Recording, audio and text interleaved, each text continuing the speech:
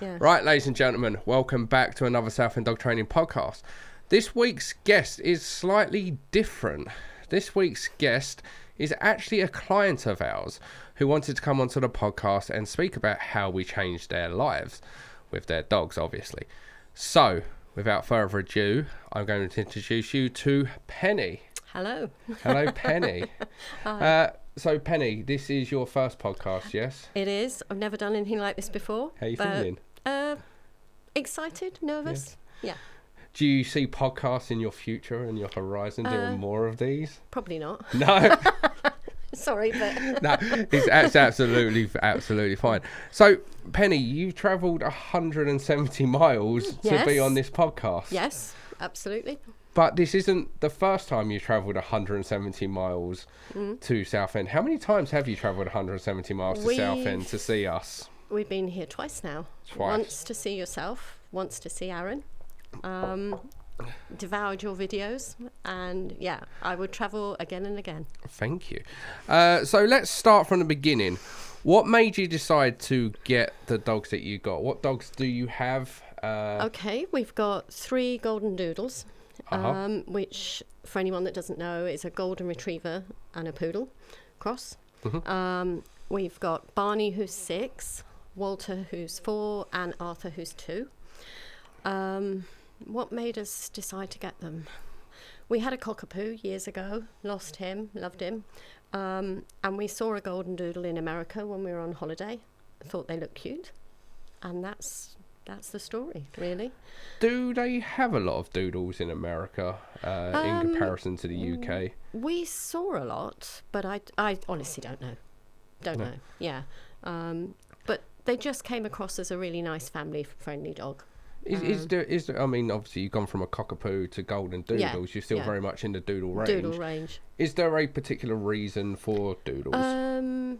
Yes, my husband has allergies, so we wanted a dog that didn't shed hair, basically. Also, we wanted a slightly bigger dog. They're not massive. They're probably knee height, I guess. So just a little bit bigger than a cockapoo, and just good with family.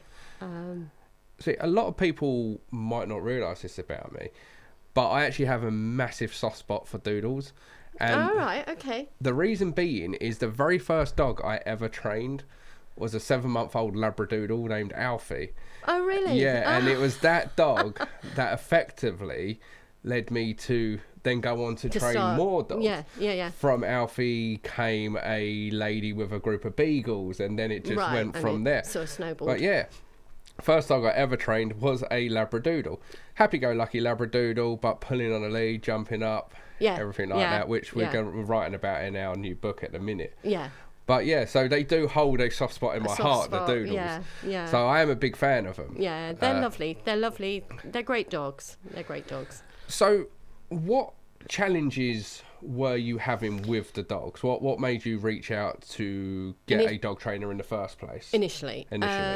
Initially, we had Barney, who's now 6, and my husband started walking Barney because I walked our cockapoo at the time, and Barney was bigger and stronger, and he pulled me everywhere.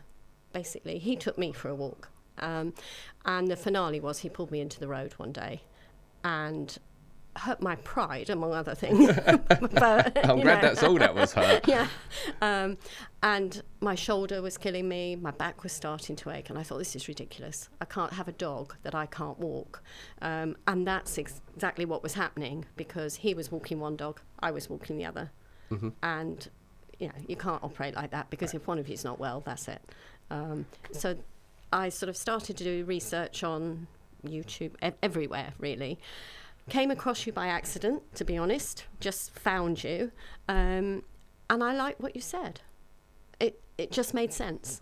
There was no magic thing. It was good, sensible advice. Started walking with my cockapoo then, and noticing the things you were saying. As I was walking around, I was seeing people with leads a mile long, dogs this far from the edge of the road. And I thought, God, yeah. And it was all starting to... So persuaded my husband to come to Southend and seek you out. Perfect. I think a lot of people don't realise that obviously pulling on a lead, particularly if you've got a big dog, whether it's friendly or not, Yeah. can actually Yeah. be incredibly stressful. It's really stressful. Every walk was, oh God, I don't want to go out. And then you're thinking, am I going to go past that other dog that pulls and lunges towards my dog? Because I can't control my dog because it's going to lunge back. So I was walking around the block 3 different ways to try and avoid people. Crackers, really. And the thing is that's no life. You're meant to get a dog to broaden your Enjoy, life and yes, to enjoy and to go for a walk. Yeah, And yeah. if you're not enjoying it, if you're dreading taking a dog out, it defeats the purpose. It defeats the in whole sense. object. Yeah. They reckon that people on average live 5 years longer that have a dog, Yeah. but I think that there's a lot of people that aren't going to do that. My life was shortening rapidly, and I think, oh God, no. And also, I mean, our family dynamics. My son has Down syndrome, and he loves animals, and we wanted him to be able to walk Barney. Well, I couldn't walk him, so there was no way we could let him walk him, and that was really sad. Really sad. And that's I mean, how old's your son? Well, he's now 30. Yeah. But, pets are important. They are, and as I said, I completely get that. So I will just state for the record that obviously there are laws in which people should follow, and it's not safe to let a child be walking a dog, particularly out by themselves. I see far too many dogs that are dragging children over to other dogs and things like that, and not a parent in sight. Terrifying. But allowing your child to be involved in the training and going out for a walk and things like that, that's all part of it. It's part of it, yeah. I mean, what we did with the cockapoo, who was better, but that was by luck rather than training, to be honest. I would have one lead and he would have the other lead on, and we'd walk along. But he felt in control. He felt like he was the one doing it and really enjoyed it. And then Barney came along with the promise of being able to walk a bigger dog, and it all went wrong. Yeah. No, and I think people underestimate the strength that a doodle can have. Yeah, oh, absolutely. Even the cockapoos can be. Yeah, they can really pull. Yeah. But they have like that lower centre of gravity, and if it's explosive as well. Yeah. And the thing is, it's if the dog is pulling the entire time, it's not enjoying itself properly. It's going to be under constant sort of pressure it's constantly on its choking neck. on the neck. And even if it's on a harness, it's constantly going to be kind of digging into the floor and things like that. One of the worst dogs I ever worked with was a Springer Spaniel, and it was walked on a harness, but it was making its paws bleed. It was pulling so much. God. Yeah. So it weren't choking, but it's still at risk of. Yeah. And like I said, you want to be able to enjoy the walk. Yeah. I mean, that's part of having a dog. That's what it's about, isn't it? A nice afternoon walk, and mine was a nice afternoon pull, where Barney took me for a walk or a pull round the block. It's not what we want. So did you try any trainers or anything before coming here? Any local trainers? Yes, we did. Yeah, we tried numerous local trainers. Some just advice on the phone. Some I went along to see. But to be honest, Adam, I was going back week after week after week. I was quite religious in what they told me to do. I tried my best to do it, and nothing changed. And now, having learnt so much from you guys, I can see why nothing changed. I wasn't really addressing the problem. They were just saying, well, try this, try that. And what were some of the things they had you try? Just so the audience at home watching or listening might be doing the things that you were told to do and not getting any results. So what were some of the things that you were told to do? One of the main things I was told to do was Barney needed to meet more dogs. He needed to be more social. And he was a social puppy. He was a doodle. Right? Doodles generally generally very sociable. Puppies. I have lots of friends with dogs, so he had lots of exposure to dogs, and they said, no, when you see the dog coming, you need to give him more lead. So let him say hello to the dog, even if you're just walking past and you don't know the person, just stop and say, my dog likes to say hello to dogs, is that okay? And let them just interact. And of course, Barney, being sociable, was tumbling around with dogs. I I didn't understand dog language, body language. I still probably don't, but I'm a bit more aware. Yeah. So that was one of the main things. The other thing that I was told was, so when you're teaching your sit and you're down or your stay, it was sit, stay, and if they move, stay, and walk backwards, don't turn your back on them. It was bonkers. Now, when, I can hear what I'm saying now, and I know it's wrong. And I've now got 3 dogs that I say sit, they don't move until I say you can move. And it's not the house isn't a training ground. It's just sit because I told you to sit. And when you're ready, when I'm ready for you to go out or do something, I'll tell you. And the whole energy level, everything has changed. I love that. I'm just going to break down some of the things that you said. So the problem with obviously meeting dogs, every dog you see, is it becomes an expectations. Dogs are creatures of habit. Yeah. And I always tell people that imagine this is your dog. Yeah. Yeah. And you. And this is other distractions, other dogs, other people, or things that your dog desires, competing motivators. If your dog is able to say hello to dogs every single day, this bar rises. Yeah. But you go down. Yeah. You have less and less meaning to your dog. Mm-hmm. The dog is now going for a walk purely to get this fix, not you. Yeah. Yeah, it's more likely to end up with accidents over here, get into trouble with other dogs over here, and things like that. And it's not about not letting your dog play with other dogs. If you've got a sociable dog, if you've got a dog that likes to play with dogs, yes, it's fine to let it play with dogs. However, if it's doing that every single day, many times the dog, as I said, is just going out to have fun with other dogs. It doesn't care about you. You're just a taxi driver that takes it to the park. You stand there and you end up becoming that, it's okay, he's friendly, that person. Yes, absolutely. Yeah. And reactivity can often start as a result of this, because when you can't let your dog say hello to another dog, say maybe you're walking past a service dog or walking past a dog that may not be friendly or any which reason, maybe that person doesn't want your dog to say hello. All of a sudden, your dog's expectation now is, well, I have to say hello to it because this is normal for me. And now I can't. I'm going to start acting up. I'm going to pull harder. I'm going to lunge. I'm going to bark. I'm going to bite the lead. I'm going to refuse to move, or any combination of those kind of things I've just mentioned. I'd be walking along, and if there was a dog coming towards me, I mean, some dogs you sense, don't you, even when you don't know the dog body language and everything, and I'd be trying to hold him, but that wasn't what he normally did, and I would end up literally with him almost twisting round on the lead, and my arm was spinning out of its socket, crazy. No, and again, you can't blame the dog, because this is things that you're being told, like, and the dog now expects this. Yeah.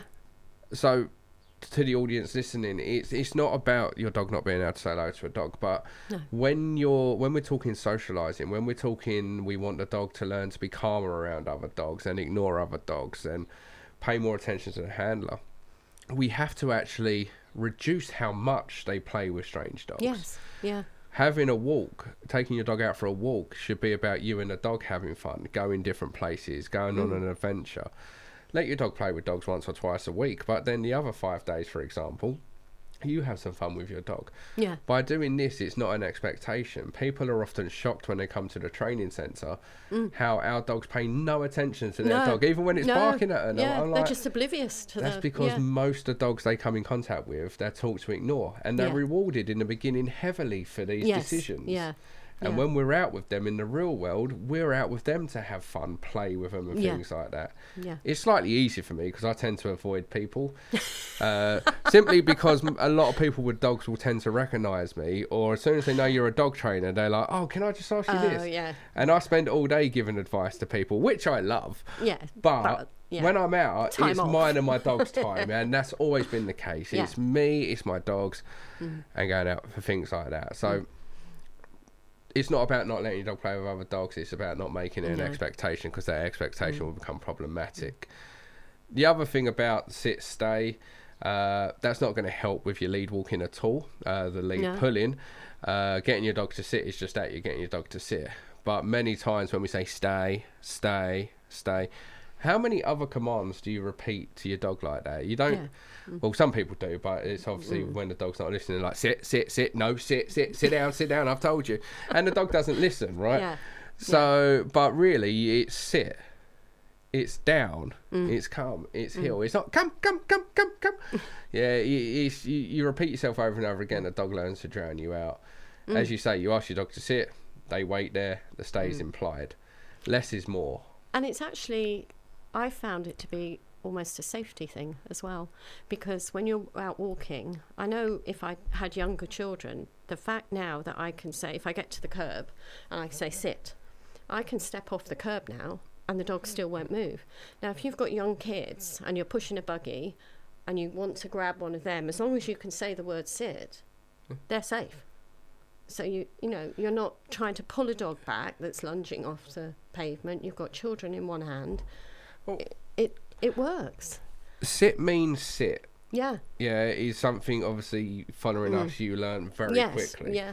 Sit means sit, down means down, bed means bed. We teach the dog the command that we give them, the stay is implied. Yes. And it's so easy to teach. If the dog comes out to sit, you put it back in the sit. If it comes out 10 times, you put it back 10 times. If it comes out 15 times, you put it back 15. Until released or given further instructions. And what we mean by this is go on in, break, or further instructions would be heel, like to carry on walking. Yeah. And by doing that and being 100% consistent with that, you don't need all this walking backwards, stay. And how can you do that when you're out walking? Oh, it's not realistic. And it's ridiculous. That's not real life, is it? I watch people all the time, like in training classes, just walking backwards. Yes, like this. Hand out. I'm like, right. Think about when you want your dog to stay. Yeah. And what are you doing? You're nearly always doing something. Yeah. Yeah. So if we take hoovering, for example, putting your dog in a down, right? You don't hoover backwards, like stay. Or if you're putting your dog in a sit and then you're going to get something from the other room or something like that, all just walking backwards, you're going to fall over at some point. And it's not natural, and you look hesitant, and the dog sees straight through it. Doesn't it? Yeah. Train for the real world. Think about those. It's the same as recall. When people put their dog in a sit, walk backwards, then call their dog to them. Yeah. You're releasing your dog from a stay, effectively, from a static position. I'm not saying don't ever practice that, because you should practice it. It's useful. Yeah. But getting your dog to stay, walking away, then calling them to you, very useful. It's not going to improve your recall, though, because think about when you call your dog. What is it doing? It's nearly always looking away from you at something it wants. Something more and important. It's moving away from you. Yeah. So think about how the dogs perceive things. When you're saying stay and moving backwards, it doesn't look realistic. When you put your dog in a static position and calling them, you're not really improving your recall. No. Your dog, in order to have a reliable recall, has to be not looking at you, has to be in motion, and generally wants to go after something. Yeah. Getting it to come away from that thing, that's what improves your recall. Yeah. So obviously you worked with how many trainers? I would say 3 or 4. I mean, it started at the vets, the puppy classes at the vets, where they basically throw all the puppies together and they all tumble around together. And that's how it starts, isn't it? Because they're all playing with each other and it's a free-for-all. So the stronger character basically rules, The big issue with puppy classes is a 6-month-old Great Dane, for example, could technically be still classed as a puppy, versus a 6-month-old Chihuahua. Yeah, it's great. It's nuts. Also, it's these doggy daycares and puppy classes and everything. A lot of the time, they actually do more harm than good. Yeah. And I can see that now. Putting a puppy in a class full of other puppies that have no social skills and no common sense. How's that going to work? It's just chaos. Like, they're all just trying to get to each other. Dogs learn better by being around balanced dogs, stable dogs. And that's probably why Walter, was it? Walter, the second one, yes. Yeah. I feel as though with the second one, a bit like the second child, we got it a bit better. We also were a bit calmer. Yeah. We weren't as stressed. We'd seen you guys. So I tried to apply the rules. I also think, to be fair to Walter, he is a totally different dog. He's a very calm dog. It sounds a bit crazy, but he is quite good at reading other dogs, I feel. So my journey with him has been really different. Took him out and about. He wasn't generally interested in other dogs. And that wasn't my training. That was just his personality. And that's great. I mean, friends say to me, walking Walter's like walking a piece of cotton wool on a lead, because he's just not there. And yeah, I did apply the rule of you're not saying hello to everyone that we meet. And we live in a small village, and I thought this is going to be tricky, because to be honest, it is. You're suddenly becoming not the person who stops and socialises with everyone. And I used to look ahead and think, right, I'll cross the road now, and then I'd cross back again, and then cross the road again, and then I got a bit more confident, and I put him in a sit and make him wait and things like this. But it was hard emotionally on me, because I'm quite a friendly person. So you do have to put a bit of a shield up. I sympathise, because I've got no problem saying no. And yeah. As I said, it's easy for me because I spend all day with dogs, so I just kept going. Yeah. But I do sympathise the fact that people that may live in a small village, people that are very sociable, it can be somewhat disheartening. Particularly in a small village, where everybody knows.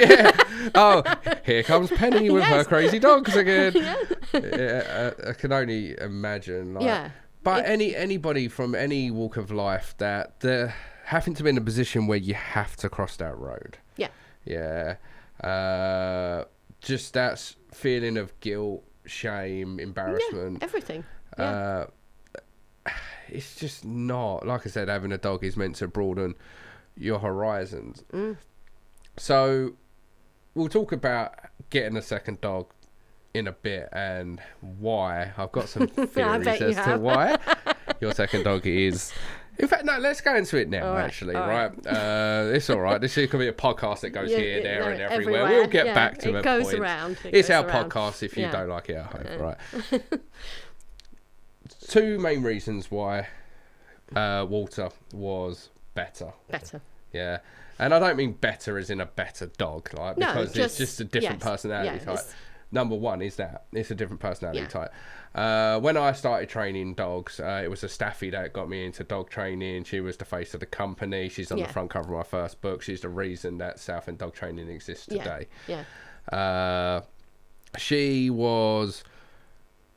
She just knew. I learnt more from that dog than any textbook I could ever find.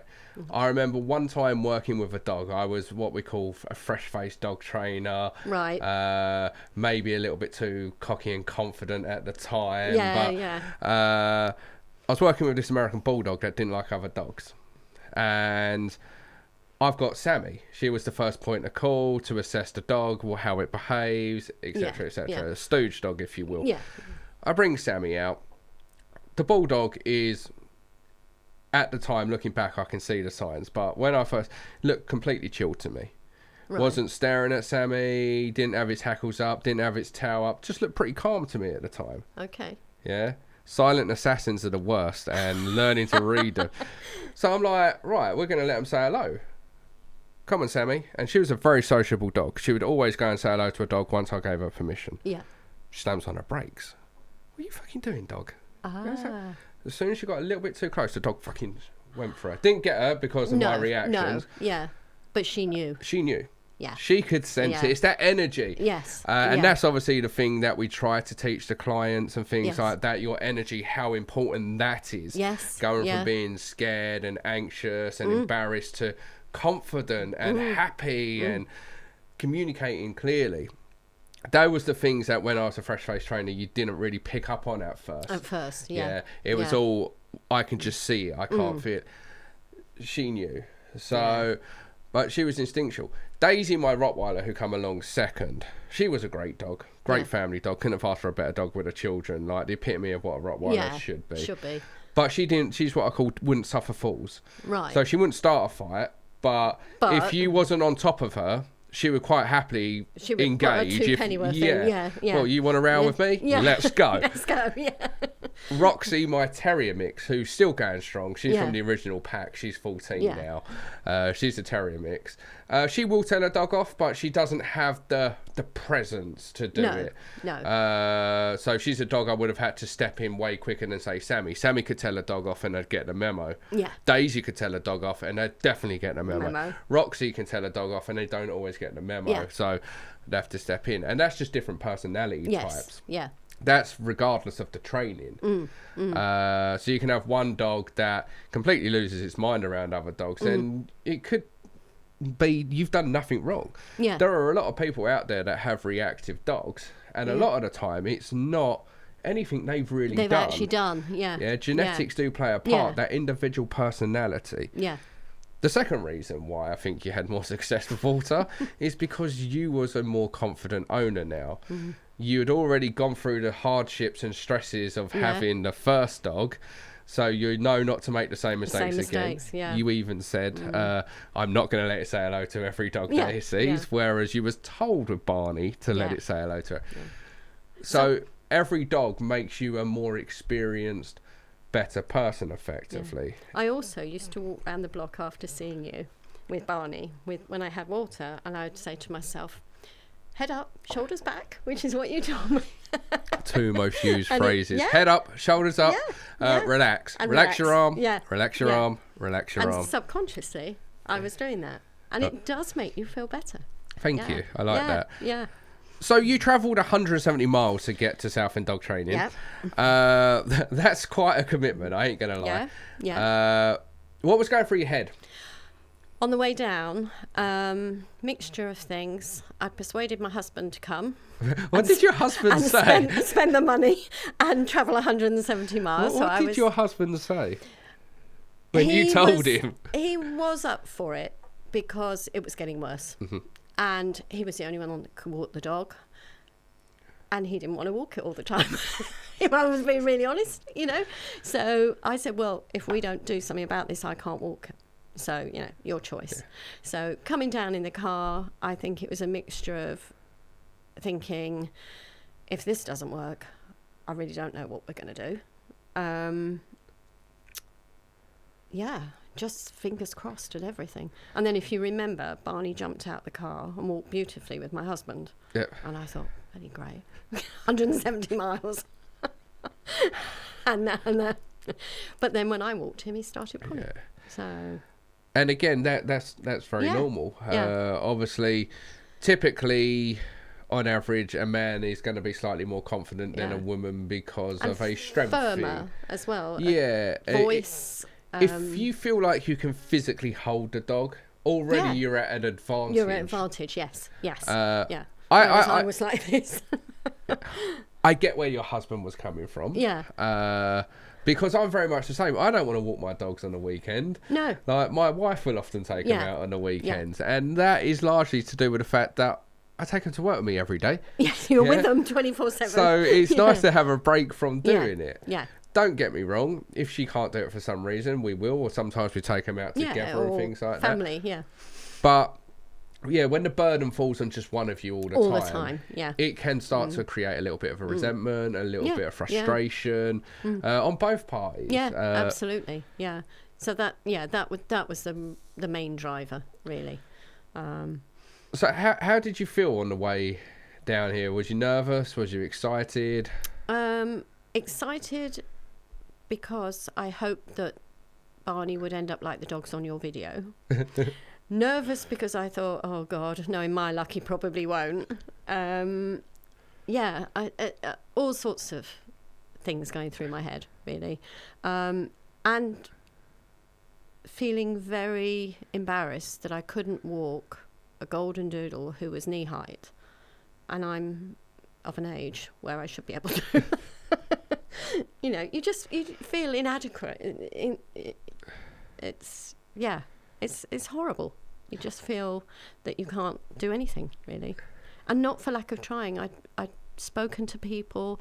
I had so many treats. That dog had everything from best steak to hot dog, cheese, ham. I was chucking deli food at it non-stop. Now, he just walks. Amazing. I know. He uses his forelegs and he walks. I had a client the other day, and they kept asking me with their dog, do I give him a treat now? Should I give him a treat now? It's like, why? Why do you want to give him a treat now? I was like, you're basically, in your dog's eyes, a walking food dispenser. Yes. Yeah, you're just a vending machine. Yeah. Yeah. The exercises we were doing with this dog was teaching this dog that if you behave a certain way, you actually get what you want. So we're teaching this dog to walk nicely on the lead. The reward for good behaviour on the lead is now you get to sniff, explore, stop, cock your leg, do all the things dogs want to do. Then there was a moment when we wanted to introduce a dog to another dog. I'm not going to give you a treat now because the reward is when you sit nicely, look at me. The reward is you can say hello to the other dog. So I try to teach my clients that rewards aren't just all food-based. It's look at what the dog wants at that moment in time, and where possible, use that. Make that as the reward. Yeah. But when you're giving a dog, the dog sat and they gave it a treat. I was like, why did you give it a treat? Well, because you're told that when the dog sits, you give it a treat. What? I don't know. What are you, when you're teaching sit for the first time, by all means, get treats out, use it. Teaching down for the first time, get your treats out, use it. No, but you keep it going. When the dog is 6 years old and it's still getting a treat for a basic sit, No.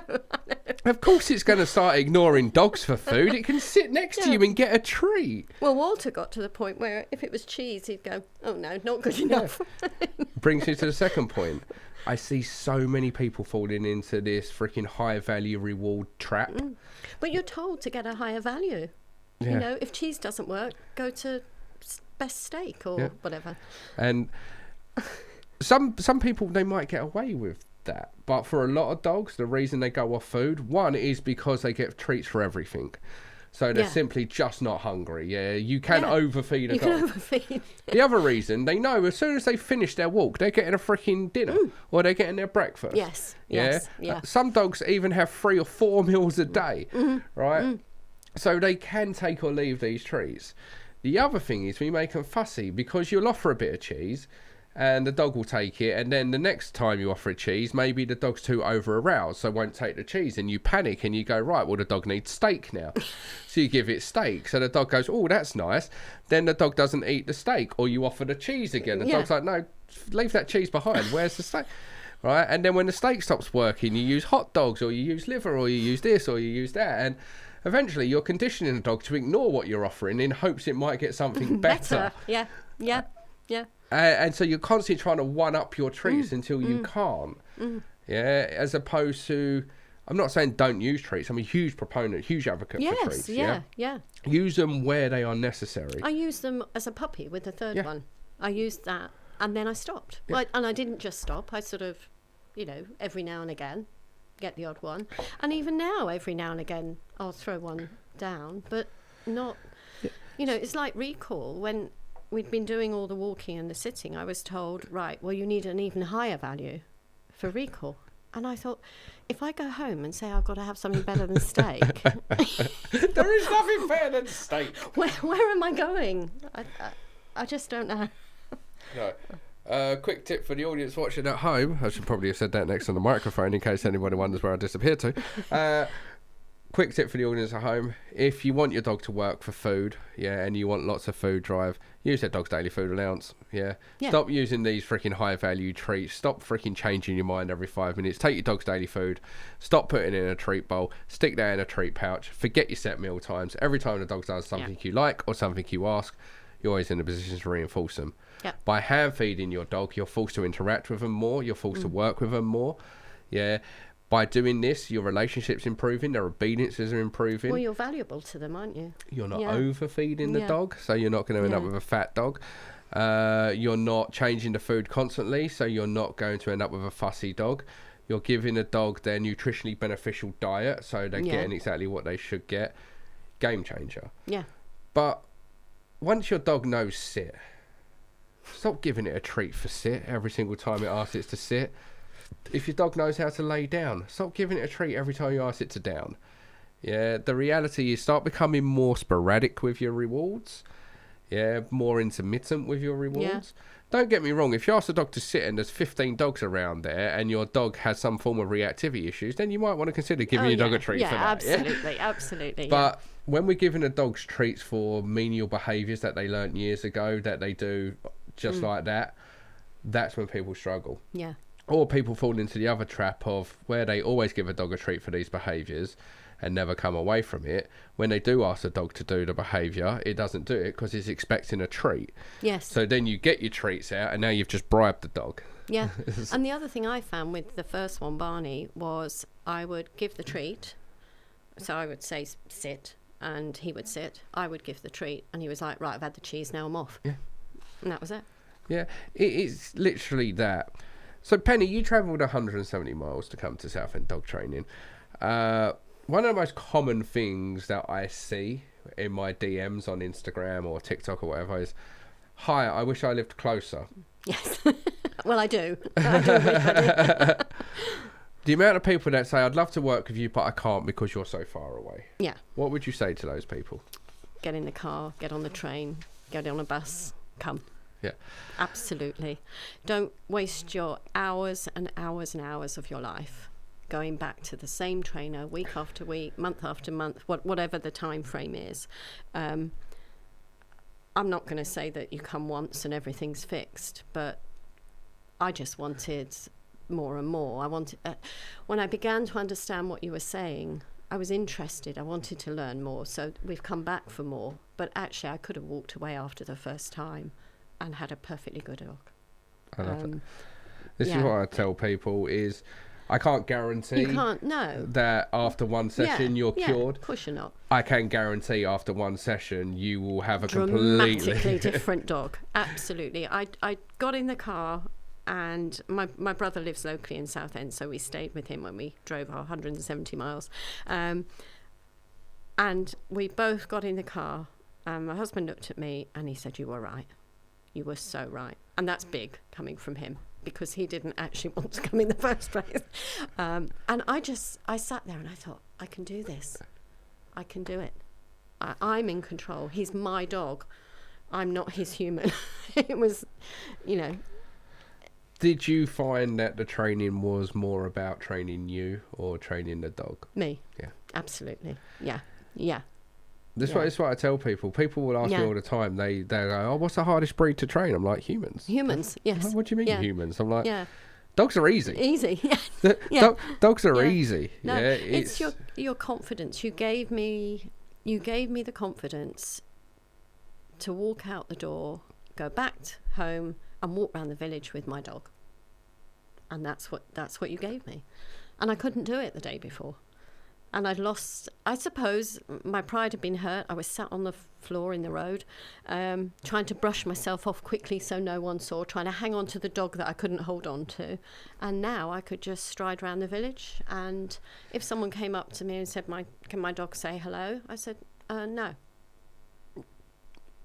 And that, So it made me a little bit, bit emotional. I like that. It's the confidence that you give to the owner.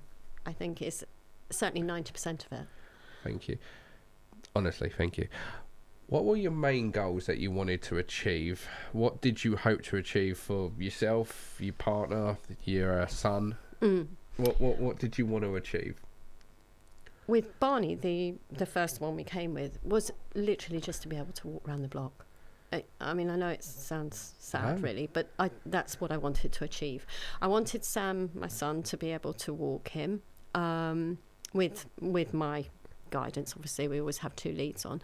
And just to enjoy, to walk out the door, think it's a nice sunny day, I'm going for a walk, and come back feeling the same instead of wrung out, sweating, tired, sore shoulder, sore back, and just exhausted. And that's what was happening before we came to you. I think people underestimate. I think because I've got a tear in my rotator cuff. Yeah. And when I went to the doctors about it, because it was giving me grief, like sometimes putting my arm around my daughter. Just trying to, So I was like, I need to get this sorted, see what's going on. So I had an MRI. But they said to me, what happened? And I couldn't pinpoint a single moment in time where I had done something. And I put it down to years of working with reactive dogs where you're and pulling. lunging. Just over time it takes its strength. And that's the thing. Like with dogs, if you're constantly having a dog lunge, constantly pulling, it is going to take its toll on your back, on your shoulder. On everything, You're effectively injuring yourself just every to day. exercise the dog. It's crazy. And it's horrible as well. It's not even enjoyable exercise. No. I mean, now I can walk up to we've got a cafe in the village. I can walk up to the coffee shop. I can get myself a takeaway, and I can walk back with my coffee in my hand. I'm walking my dog. Doesn't matter what dog comes towards me. Doesn't matter what people come towards me. If I don't like them, I move out the way. And if I do like them, he just sits by my side until I say it's okay. And when you say that to people, you think, well, that's what you'd want if you were walking a dog. But that wasn't my experience before coming here. I think you've just answered my next question, which is absolutely fine. It was, what can you now do with your dogs that you felt impossible before? Yeah, well, that's one of them.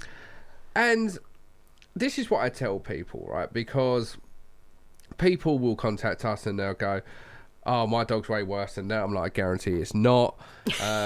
People think their dog's worse because the dog they see in the video isn't behaving like their dog, but that's because we're now working with the dog and we're putting all these steps in place. When I say this dog was a puller, it's pulled its owner over or things like that. And then you got the other thing about social media. If you post a dog reacting, oh, you set that dog up to foul. If you don't post a dog reacting, oh, that dog's not reactive. So I always, if somebody goes, my dog's way worse than that, I'm like, I guarantee it's not. If somebody goes, try that with my dog, I'm like, well, put your money where your mouth is, bring your dog down here. And things like that. But there are a lot, when people come to us, there will be people that come to us and their dog's issues aren't actually that bad. And they're like, oh, I feel really bad. I was like, why do you feel bad? They're like, because there's not as bad as some of the dogs we see in the video. I'm like, so for some people, stopping their dog losing its shit at everything it sees is the end goal. For some people, it's just being able to let their dog off the lead and enjoy it. For some people, it's just being able to walk with their dog and keeping all joints in. But it doesn't matter how big, how small your issue is. If your dog is causing you stress in some way, embarrassment in some way, if it's making you dread taking your dog out, to me, it doesn't matter what breed it is, how old that dog is, what issue that dog's got, because it's important to you. And people are paying for my time. So don't ever feel like if you're saying, oh, I just want to be able to walk my dog around the block, and that might seem silly to a lot of people. No. A lot of people that can just walk their dog around the block and have never had issues, they don't realise how lucky they've got it. Exactly. It's not. Like I said, your dog in comparison to some of the dogs is not. But to you, it was big. It was ruling our lives, you know. And the other thing that we can do now, which again, I suppose, I mean, he was relatively calm, I suppose, looking back, but now we take 3 dogs out. They come with us to pubs, restaurants. They come everywhere that they can come, unless we choose that we want a dog-free night or whatever.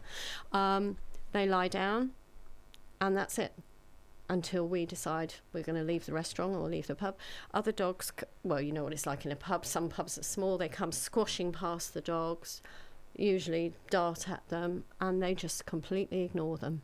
Now, I know for a fact we couldn't have done that before coming to see you. There's just no way it would have worked. Partly because I didn't, and my husband didn't know how to handle it. That was a big part of it. But partly because of the way we've now trained them. And they just go, yeah, another dog. So what? And, yeah. And that's really big because your meal is in peace. You know, it's a bit like when you've got young children, isn't it? You know, don't get me started on that. No, I know, but you know, you expect them to behave in a certain way. Yes. And I now expect the dogs to behave in a certain way. I don't think it's unrealistic to expect your dog to behave a certain way, nor your children to behave a certain way. I think we live in a world now where out of control behaviour has become more acceptable than actually training your dog. If you train, if your dog lays there and doesn't move, or you say no, my dog can't say hello to your dog, suddenly there's something wrong with your dog, or something wrong with you. Whereas if your dog's lunging to jump all over another dog or a person, that's deemed more acceptable now. Same as children. If your children sit there nicely, oh God, they don't look like they're having fun. Whereas the children running around a restaurant screaming, throwing food, And I think that's a common misconception. I think people that think if you train your dog, if it does walk by your side, if it does stay put when you tell it to stay put, that it actually has no fun. Where on the contrary... Yes, it's the opposite. Because we are what you call balanced dog trainers, which means we will correct a dog if it's exhibiting dangerous or unwanted behaviour, as well as use tons of reinforcement to teach and educate and guide the dog. Right? A lot of people, I used to say it with about Sammy, my staff, they go, oh, well, look at that dog, it's walking by your side, like, it should be able to sniff, it should be able to explore. I'm like, you do realise that my dog can come all over the country with me, I can take it to restaurants with me, I can take it to friends' houses with me, I can take it to public spaces, I can take it to dog parks, I can take her anywhere without worrying. Can you say the same? No. Well, who are you to argue who's got the better quality of life then? And again, you know, I was pulled into the road when I didn't know how to train. So, saying the dog's too well trained, if that's the word they use, I don't know. I just don't think people know what a well-trained dog is these days. Well, to say people, that sounds quite broad spectrum. I think those that are just excusing the behaviour, or those are the ones that...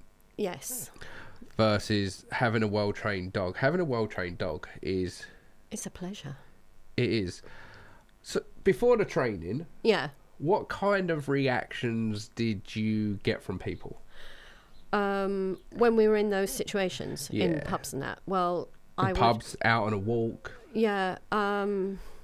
Initially, before we came to see you guys and changed our approach, I would be loaded up with a pouch with, like I said, cheese, hot dog thingy. So we'd go to the pub and I'd ask Barney to sit, and he would, and I'd just continually feed. And then when I ran out of food, we had to go. It was as simple as that, you know. And people would say, not many people did comment, because I think we managed the situation. That's probably, I never let it get to a situation where it was totally out of control. But what I have found now is people say to me, and I've changed my reaction, because people say to me, your dogs are so good. They're so calm. They're so this, they're so that. And I initially used to say, well, 90% of the time, you know, because I didn't really want to get engaged with them. And now I think, no, they are good. So I say, thanks. It's a proud moment, isn't it? But you feel...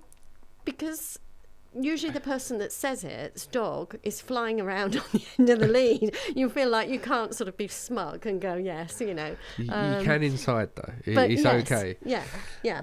Because that's something over the years that I see is the clients that come to me, they've faced judgment or they've had their bad experiences. And now... their dogs are under control. They're getting those nice comments, those compliments and things like that. And I'm like, embrace it. You should. Yeah, you've earned it. It's hard at first, though. Well, it is. It's But you've paid your dues. You took the hits. You've paid your dues. You put in your time. You put in your work. You should reap those rewards. And it is lovely. It's lovely. You know, when you're on holiday, the dogs come with us on holiday. And, it's great. I love that. Was there a light bulb moment during training where it all sort of clicked with you? It was not the dog again. It was me. Hello. It was, stop worrying what other people think. Yeah. Just get on and do it. You know what to do now. You've been told what to do. Make it happen. Big advocate for... stop worrying about the opinions of complete strangers.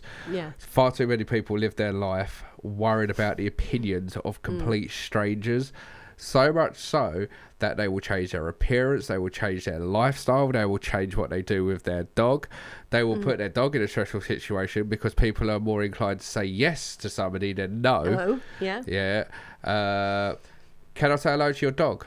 my dog doesn't like being touched, but yeah, sure, say hello to it. Yes, Like, yeah. And that's what I It's was doing. I knew somewhere in me that this really wasn't a great idea. No. But when this person is here saying, "Oh, my dog loves to say hello to all these dogs," you go, "Yeah, all right." And underneath, I'm thinking, "Why the hell am I doing that? Yeah. Oh my God!"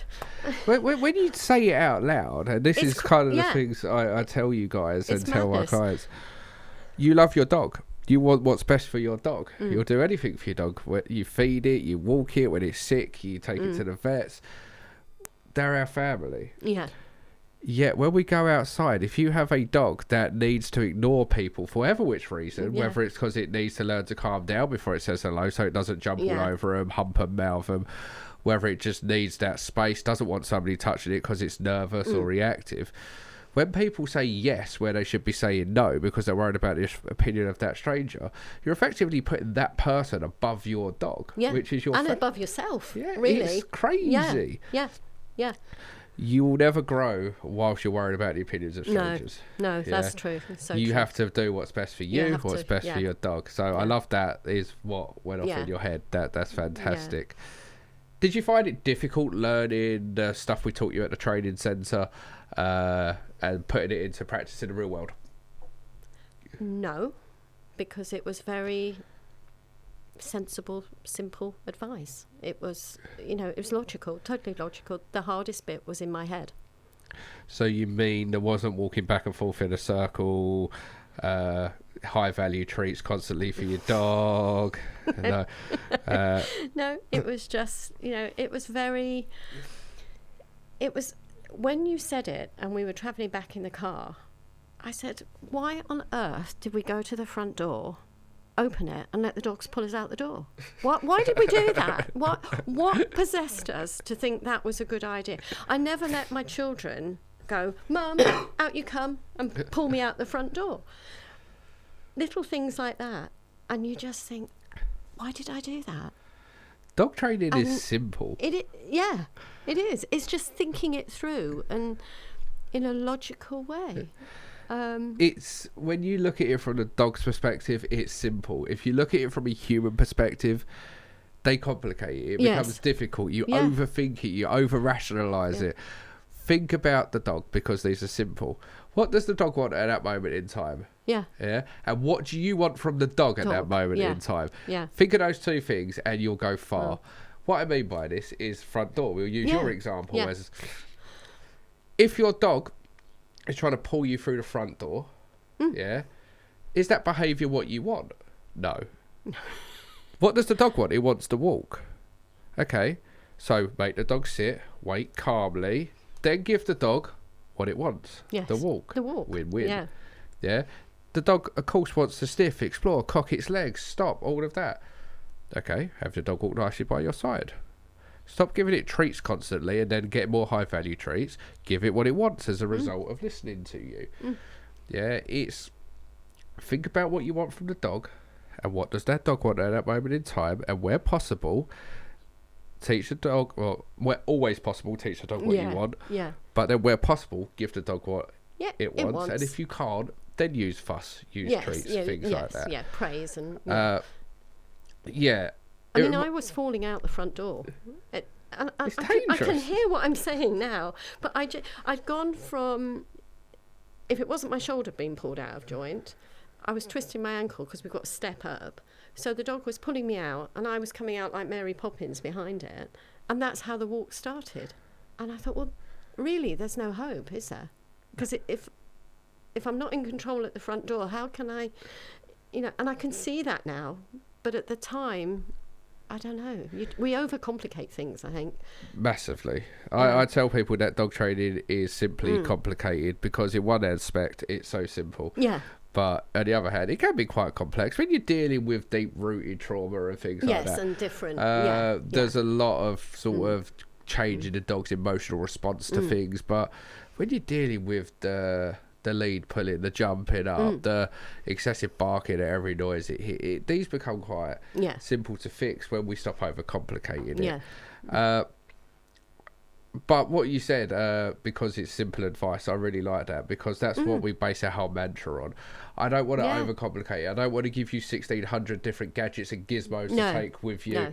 I don't need you to have several different treat pouches on with different value treats in them and things like that. Yeah, I'm not going to make you start making weird noises to your dog and weird buzzwords that you've never said in your life, like bananas. Like, I'm not. I think... I responded to an Instagram comment yesterday because I shared a video of a lady that was being dragged all over the place with a Rottweiler as it's trying to go after an RC car, a remote control car. And somebody put in the comment section, well, it's a bit difficult to train for that stuff because how often does your dog see a remote control car? I was like, hi, if you come to our training centre, we can help you with that. Because our training centre, what we've tried to create at Southend Dog Training is whatever issue you've got, we can prepare you for. We have horses, we have tractors, we have diggers, we have bikes, we have electric bikes, we have motorbikes, we have RC cars, we have umbrellas, we have lawnmowers, everything you can think of. Because her comment was, it's hard to train for that because trainers don't really teach you that. We didn't learn that at our dog training school. I'm like, but a decent dog trainer should be preparing you for that real world. So stop overcomplicating the unnecessary stuff. Oh, he taught us paw. Oh, well done. Well done. Well done. Oh, we learned a new trick today. Oh, well done. Can't walk. Can't walk. I had a client like that once. Her dog could get in a suitcase but couldn't hold a sit as a dog walked past it. I'm like, well, that's great. Take a suitcase with you. Put it in a suitcase every time you see take it where you go. Didn't advise that. But yeah, it's people focus on stuff that's not really important. Or brush. At home, I think what we would, when we got the third golden doodle, and he was a puppy, when I look back now, the complicated routines we had in place to try and manage the morning rush hour, if you like, in the house with everyone trying to get out to where they need to go. And Barney would bark. That would set my son off. He didn't like the barking. The puppy was nipping. So we put a gate here, we put this here, we put that there. No one could come downstairs at this time. It was crazy, absolutely crazy. And now they just all go to their beds. Food, beds. And, you know, and the other thing that is really good, and I did see it on your video, and you told us about it, and Arthur is still on a long line in the house, or a training lead or whatever. Now, I used to go into Pets at Home, and I'm not stupid, but I used to look at these leads and think, indoor training lead, I wonder what you need that for. After seeing Southend Dog Training, I know exactly what you need it for. It's great. And he's still on it occasionally because he's not 100% there yet. And I can just put my foot on it, stop it happening before it happens. And it's all those little things. So the tools you gave us were just walk this way, put an indoor training lead on, which is, I don't know, $1.99 from Pets at Home. And that, you're away, or you're halfway there. Some of the simplest things that are so overlooked in dog training is exercise, but being able to enjoy it. So teach your dog how to walk properly. Will broaden yours and your dog's horizon. But plenty of exercise. After exercise, stick your dog in a bed or a crate for a couple of hours. That way your dog learns to switch off. One of the biggest issues I see these days is dogs are not sleeping enough. So they're constantly getting up to no good. They're picking up things they shouldn't. They're getting into things they shouldn't. They're becoming destructive. They're becoming more vocal, more anxious, more restless. It all stems from the fact they're not sleeping enough. Some dogs will naturally be lazy and switch off. Some dogs need to be shown. For some reason, what happens with people, they'll introduce a puppy to a crate. Puppy cries in a crate. They give up with the crate. Puppy's now got all this freedom. 6 months to 12 months, the dog's now destroying the house. Dog's got separation anxiety. Dog's got all kinds of issues, and people don't understand why. I'm like, because the second your puppy developed a bit of stress because it didn't want nap time when nap time was necessary, just the same as you put a baby in a cot and it cries because it just wants mummy to pick it up or daddy to pick it up. But you know that it needs a nap because it's grumpy, it's grizzly, and you know the importance of sleep. We don't do that with a puppy, and you end up with all of these Yeah. issues. Yeah. 16 to 18 hours a day a dog should sleep for. If you exercise your dog and you teach an off switch, your life becomes so much easier. And then you use an indoor training lead. Yeah. So you can easily remove your dog from situations. Stop it running out the front door. Stop it jumping all over your guests. If it doesn't listen to you, you can make it happen. Yeah. And come away from that lead when the dog is truly ready to come away. Yeah. And apply the same theory outside. Use a short lead for lead walking, and when you're over a field, put it on a longer lead. Yeah. Don't let it off the lead if the dog's got no recall. No. Don't let it off the lead if you have to keep excusing your dog's behaviour. Don't let it off the lead. It's a puppy. It's not a good enough excuse. It's a rescue. It's not a good enough excuse. These are excuses at the end of the day. It's okay. He's friendly. It's not an excuse. No. And with 3 dogs, you really got to, you know. Honestly, I don't judge breed. I judge the owner. Yeah. If I'm out and 3 golden doodles rush me, I'll be like, "Are you fucking crazy, lady?" I don't care the golden doodles. No, it doesn't matter. But being rushed by 3 any breed can be a lot for any dog to take. Yeah. So. Yeah. What has it meant to you now? Because I know, obviously, one of the things you said at the start was being able to see your son walk the dog. What does it mean now? Because you sent me a video of him walking all 3 of your dogs. Yes, They're all walking to heel 2 on one side, one on this side. It's lovely. I can't put it into words. It really is.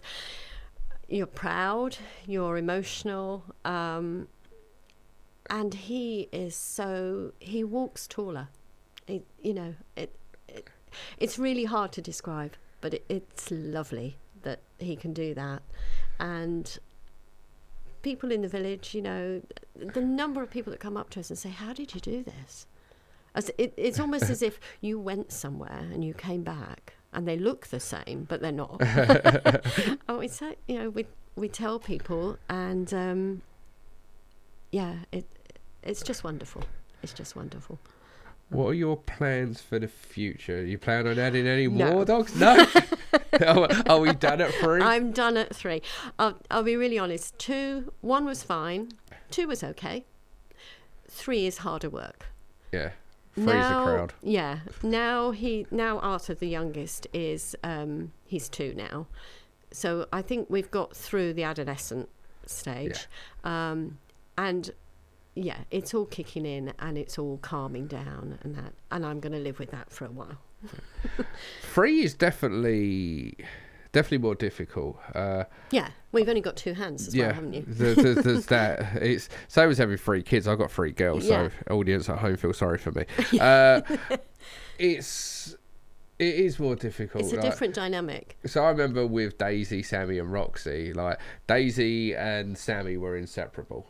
Yeah. Daisy and Roxy were inseparable. Roxy and Sammy, they clashed a lot in the beginning. It's that whole freeze the crowd. It is. So you're stuck there now. Definitely stuck there. Barney, the eldest one, doesn't tell either of them off. He's a real old soul, but that is annoying in a way. Walter tells both of them off. So that kind of works. And Arthur, the youngest, is just anybody's really. So it works, but I'm sticking at 3. That's good. I love that. So what would old you say to new you? So if knowing what you know now, what would you have done differently? I would come to Southend Dog Training. I mean, I know that I'm sat here, aren't I? But honestly, forget the food, forget weeks and weeks, months, even years in some people's cases of going back time and time again to training. Come and see you guys, get yourself an indoor lead, talk to you about what's the best style for your dog to walk on a lead or whatever, and teach them the basics, what they mean. Sit, as you say, sit means sit, down means down, thresholds, and you've virtually got your dog then. It's not overly complicated, is it? It's not. Sit means sit, down means down, bed means bed. Teachers walk properly on the lead. It's safe. I mean, the other big thing in our house, and probably because it's 3 dogs as opposed to 1 dog, or even 2, is meal times. we have 3 beds, and they all go to their beds at meal times. And even when I'm preparing food, because, you know, I'm walking around with boiling hot pans, I can't have 3 dogs milling around me. And they're very calm dogs, but even calm dogs, it's dangerous. Of course. So they just go to their beds, and when we've all finished eating, okay, off you go. Do what you want. Can you tell that to my 14-year-old terrier who's got a tumour in her bladder, who now gets away with everything? Yeah, but that's a different... Who this morning when I'm cooking my eggs couldn't be closer to being underneath my feet. I've become a really bad dog owner now. So I've got Mila, right? Food comes out, she shoots straight into her bed. Yeah. Roxy, she comes there. Straight to you. I'm like, she's 14. She's got a tumour in her bladder. No. Yeah. I've just given up with everything with her now. It's like, do what you want. Do what you want. Yeah, I've become that really bad dog owner. It's okay to do it when your dog is on its last legs, guys. Yes, that's exceptions. Exceptions to the rules. Yeah. But yeah, Roxy's like there all the time. So finally, if someone is thinking about booking a training session with Southend Dog Training but feels unsure, what advice would you give them based on your own experience? Do it. Do it today. Yeah. Do it. Yeah. Please don't hesitate, because it's life-changing, and it's life-changing for you. Never mind the dog. It just puts you will get hours of pleasure out of your dog. You'll be able to do all the things that you wanted to do and can't do. Was I mean to you? Because some people think that when they come here. They do, because obviously online a lot, it's a bit like Marmite. You either love it or you hate it. I do get a lot of people, you swear too much, or you seem so angry all the time. We didn't swear at all when we were there. Oh, good. No, well, you might have done behind my back. But no, I certainly didn't hear you. And actually, you know, on the scale of things, it doesn't bother me anyway. But no, please just do it. Don't even think about it anymore. Do it. Book it. Nice. You're all great. Thank you. Yeah, because Aaron did a home visit with you, didn't he? Aaron came to the home, yeah. I mean, just briefly, that was bizarre. And this is me again. And me and my husband, actually. I won't take all the responsibility. But so we taught them thresholds at the front door, and they walk out beautifully and everything else. Why didn't we teach them thresholds at the back door? Or the car, or the boat. I mean, I just felt such an idiot, because basically what was happening, I was opening the back door and 3 dogs are trying to get through the door with me stood in the way, and one went through my legs and the other 2 went, and it was madness. And he said, "You're doing it right at the front door. Why are you not doing?" And I thought, oh, God's sake, Penny, you know. So we changed that. In the garden, they were going loopy, so we got 3 outdoor beds and did exactly what we do in the house. So the garden is now our extension of the house. They still play, they still go bonkers, but when I just walk out and say, "Enough, bed," and they calm down, go to their beds, chill out for half an hour, and they get to lie in the sun, they get to do everything that dogs do, but it's not manic, it's not crazy. I implemented the same strategy recently with a Rhodesian Ridgeback that was knocking over the children every time they were playing, because it wanted to get involved. It wanted to play, yeah. So I'm like, "Does your dog know bed?" That's like, "Yeah." I'm like, "Does your dog sleep in its bed?" I'm like, "Yeah." I'm like, "Have you thought about taking the bed out into the garden and putting the dog in its bed?" Yeah. It's very straightforward, because the dog knows bed. It becomes much easier. It's easy. Yeah. The thing is, it's a nice bit of advice I can give anyone is think about the behaviour your dog's exhibiting. What do you want them to do instead? Yes. Yeah. Yes. If your dogs are barging past you, running to the end of the garden every time you open the back door, have you thought about maybe showing them how you want them to go out the back door, the same way you do at the front door? Thresholds don't just mean front door work. Thresholds are basically any area where the dog enters and exits into a different environment. That could be front door to the outside world. That can be the pavement to the park. That can be your front drive to the car. That can be from the car to that new environment. It can even be going from concrete to grass, because the amount of dogs that walk nicely on concrete, second they hit grass, start pulling and not everything. Listening. Yeah. And it also includes, wait for it, back door. Teach the dog to be calm before passing through these thresholds will solve so many issues. Yeah, you're halfway there then. Yeah. Yeah. Dogs getting restless, chewing things, getting up to no good. Make sure the dog's had enough exercise, and then teach the dog how to switch off after exercise. Guess what your dog will start to do more of? Sleep. Guess what dogs are meant to do? 16 to 18 hours a day. Sleep. So make sure they get enough exercise and do that. Oh, your dog picks up something and runs away. Why hasn't it got a lead on it? Stick it on a lead inside the house. Nice and simple. Gives you something to step on. Take back control. Yeah. The basics. Think about those life skills the dogs need. If you ask the dog to sit, make sure it stays there till release or given further instructions. If you send the dog to its bed, turn around, it's out of its bed, put it back in its bed until released or given further instructions. Absolutely. Teach your dog fancy things like roll over, sit pretty, handstands. That's for fun. When the dog is trained. Yeah. But until that, master the basics. And also, instead of going to, well, I suppose I shouldn't say that, but I don't know how to say that. Instead of going to say if it's bad, I'll cut it out. Yeah. Instead of going to endless training sessions with endless dog trainers, take your dog out. And this is my third dog I'm talking about now, because I've got you behind me. I stood outside Tesco's, where all the trolleys go and the kids are whizzing past on skateboards and that, and I just stood there 15 minutes once, twice, 3 times a week. Whenever I had a spare 15 minutes, go and stood there. So never reacts to a trolley, never reacts to things like that. Go and stand outside. I went to a duck pond because he liked birds and was pulling. Stood at a duck pond, sat down, read a book. Not interested anymore. That's training, really. I think now, not going to these endless sessions. So what you're referring to there is what we call environmental socialising. You're exposing your dog to things it's likely to encounter in the real world. Every day, yeah. Hence why when I responded to that Instagram comment, I'm like, yeah, we've got all of that because think about what your dog's likely to experience. I did a podcast with a lady who is a competitive horse rider, and we mentioned the same thing, like, think about even if you don't live near horses, if you take your dog to the woods, there's a chance you might encounter horses. So find someone with a horse that might let you use it, or find a dog trainer that uses horses to help dogs like we do, because you want to expose them. And that's what you did. You're going to Tesco's.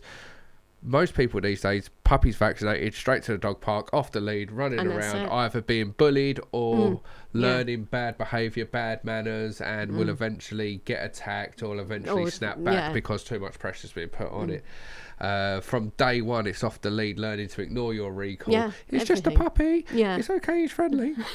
Learning that you aren't fun, you're just a taxi ride, and then the dog can have the time of its life. Keep the dog on the lead, go different places, adventures, have fun with your dog along the way, and play as well. I play quite a lot. I take a toy so that when your dog sees another dog, he actually, now you can see him go and he picks me, and that's because I'm fun. I'm not just someone who just goes, all right, off you go. And it's art of attention as well. Eye contact leads to everything. Before you give anything fun or exciting, wait for eye contact. And also just waiting in general. As you say, just waiting outside Tesco's watching the trolleys go past. Sometimes doing nothing is so powerful. It is, because then they do nothing in the pubs. Then they do nothing in the coffee shops. Most people only stop when they see a distraction. And then because you haven't practiced stopping, you've just alerted your dog to a distraction. And they're like, oh. And because you don't practice stopping often, your dog doesn't know how to do it properly, because every time it's outside, all the dog's doing is moving. So I used to do it with my dogs all the time. Just halfway through the walk, 10 minutes into the walk, random times, I'd just stop. Particularly when the weather's nice, just stop. And sit down for 5 minutes. Just spend a bit of time with your dogs. Have the dogs chilling out, have you chilling out, and it does wonders. Because when you do have to stop because there is a distraction, it's not foreign to your dog. When you do have to stop because there's a bike going past or a skateboard going past or another dog, you've practiced this behaviour over and over again. They don't think anything of it. No. Going to different places, hanging out with your dog, yeah, and rewarding your dog for those good choices. That is what it's all about. Yeah. Let your dog off the lead too soon. When it isn't trained, it's going to learn all about having fun without you, and it's eventually going to run into trouble. And when you do ask it to do something, you've just given it everything that's fun and exciting away from you. You've got nothing to bargain with. What have you got to bargain? Sausage, liver, steak. Yeah, that's why you need it all. No, Yeah. strip it back. Yeah. Spend time with your dog. Yeah. Teach your dog what you want. Exercise, off switch. Command until released. Consistency. Say less. Project confidence. Yeah. Enjoy yourself. And you've got, And if you're struggling, where do they go? Southend Dog Training. Penny, it's been an absolute pleasure. No, absolutely. Thank you so much for coming Yeah, on. no, you're very welcome. Even though this is all just about your experience with Yeah, us. yeah. But no, I thought it'd be Yeah, quite well, different no, to hear changed. it from somebody Yeah. else, to be fair. Like, Yeah. because we can show videos over and over again, but I always like the Yeah. comments where if we say, oh, download the Southend Dog Training app, people will go, when you see the comments of people going, I've got the app, brilliant, best thing I did, or Yeah. oh, Aaron helped me, or Sophie helped me, Yeah. or Adam helped me, and things Yeah. like that. Yeah. It's always nice to hear it from the client themselves. Yes, yeah, no, absolutely. It's been life-changing for us. So, and we have a very calm household now, which is wonderful.